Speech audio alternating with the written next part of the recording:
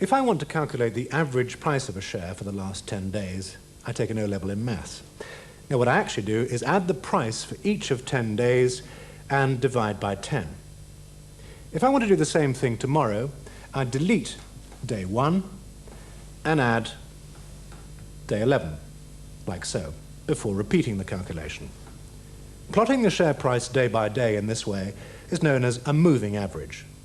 This could, of course, be done over any period of days or weeks I chose, and it can yield some very interesting information with any securities market. Let's look at the movement in one of the Wall Street Index futures over the summer of 1987. As you can see, there was a bull market on Wall Street at the time. Now, here's the short-term 10-day moving average. It appears below the price line in a bull market. That's because at any given point, it includes several days when the price was lower. In bear markets, it would be the other way round. Now, here's the medium-term 32-day moving average, lower still because it includes even more days when prices were lower.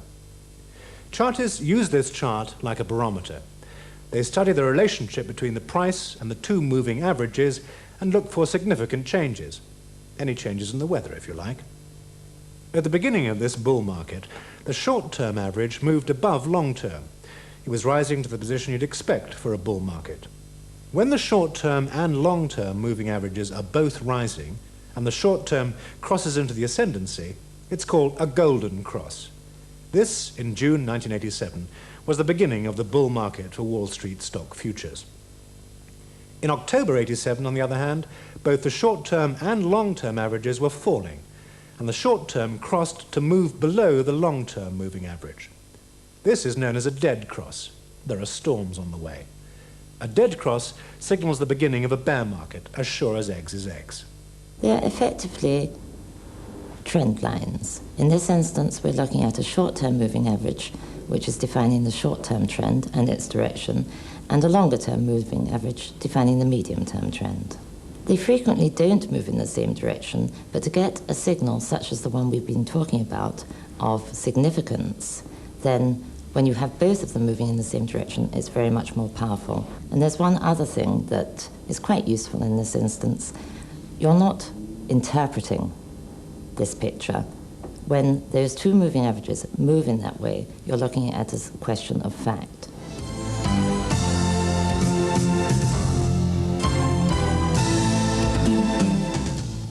Another useful indicator is the rate of change. That is, calculating how quickly or slowly a price has been changing over the previous 2 weeks. This measures both the extent and speed at which sterling was changing in price against the dollar between March and November 1987. The calculation is such that the line oscillates between 0 and 100. If you then draw in a line at 70 and a line at 30, you can highlight periods when price change is most exaggerated. Where the rate of change exceeds 70, there are very large and fast upward changes, occurring too quickly to be sustainable. Where the rate falls to or below 30, prices are falling too far, too fast. Chartists call these market conditions overbought or oversold. Plotting the rate of change indicator puts you into a position to prevent an emotionally wrong decision. In other words, knowing that the rate of change indicator is high will stop you buying at the top of the market. Knowing that it's comparatively low will prevent you selling at a silly price. And if you think of currency markets, where there's a highly charged atmosphere, the ability to use a mechanical system to pinpoint important turning points in the market is, we find, extremely helpful.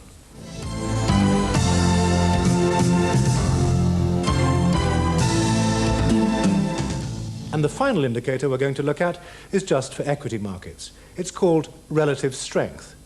It allows you to measure the performance of a share against the whole market. You wouldn't want to remain in a share that was rising slowly when the rest of the market was rising rapidly. You remember we were looking at Marks and Spencer in 1974, a rectangle preceding a fall in the share price. Well, if you plot the M&S share price divided by the all-share index at the time, you'll see that at several points, Marks and Spencer's share price was falling more rapidly than the index. In other words, there were other shares performing better in this bear market than M&S. Conversely, If we look at the chart of Woolworth's share price in 1982, here was a share comfortably outperforming the index in a bull market. It was rising much faster than the average share at the time. So relative strength is a good yardstick to judge the performance of a share by comparison with the rest of the market. It indicates whether the price is moving because of the share's own merits or merely being influenced by the general direction of the market. So does charting shares, currencies and commodities seem such a mysterious art to you now? I hope not. People only call something they don't understand and are frightened of witchcraft. But there's really nothing extraordinary about charting the behavior of buyers and sellers in particular situations. It's something that Alec Ellinger started to do professionally in 1945. That's when he started investment research of Cambridge.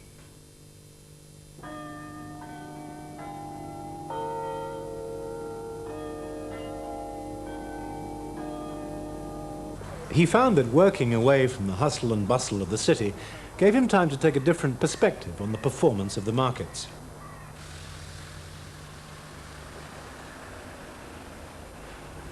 Investment Research has a staff of 20 at its Cambridge office, including 5 analysts who every day discuss and analyse the world's financial markets. Richard, should we be doing anything on the futures? It does look as though, as we say in the short term, the dollar may well have completed a small reversal. Investment Research's regular charts and publications are subscribed to by hundreds of financial institutions and a significant number of private investors too. IRC runs individual courses and supplies a number of books which delve more deeply into the subject, dealing with further techniques of charting. They even sell one-off copies of individual charts, just phone by 4 p.m, and they're in the post first-class mail. Is the service expensive for the private investor? Not at all. Our charts start at £5 each. Once he's acquired his knowledge, the private investor can either take one of our interpretative services, which do most of the work for him, or he can just buy a simple one-off chart of, let's say, ICI and start drawing his own lines and his own conclusions from those. So are you actually claiming that your charts can be as big a boon to the private investor as they are to the institutions? Oh, absolutely.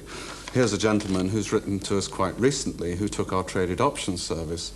He says here that he hesitated before deciding to spend the money on the service, but in fact, by the time that he had finished interpreting his first edition, he'd made more than 70 times his subscription. That brings us to the end of the first part of this video.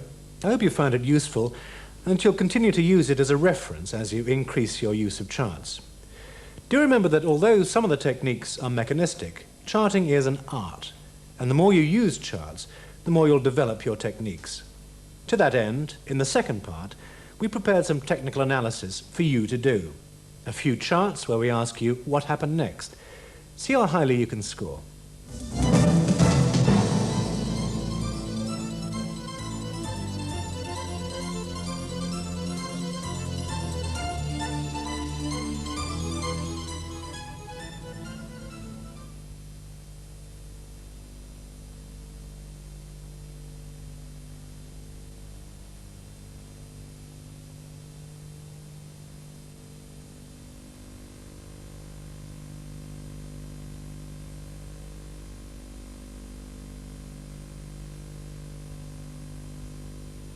Hello and welcome to part 2, in which you can test your charting skills.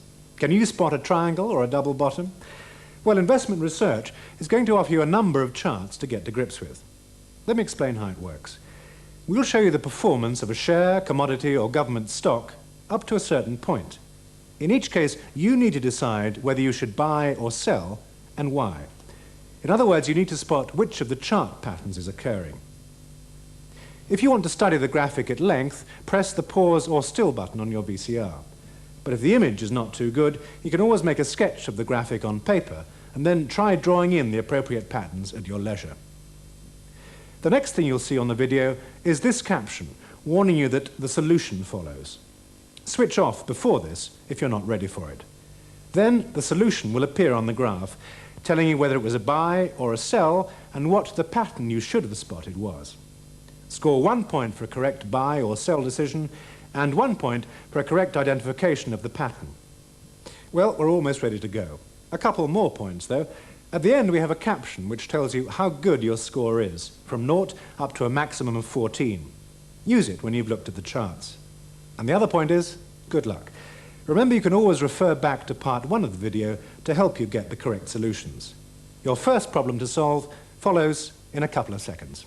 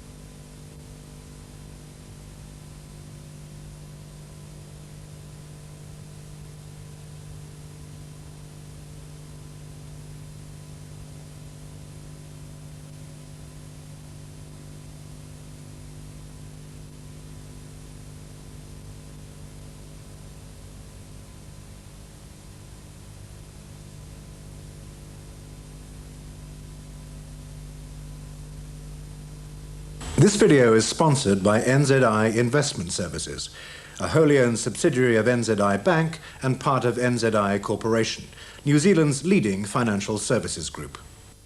From regional offices in North America, the United Kingdom, Switzerland, Singapore, Hong Kong, Australia and New Zealand, NZI and its subsidiaries manage assets in excess of $2 billion and use technical analysis extensively in this task. NZI hopes you find this video useful in increasing your understanding of technical analysis and its applications.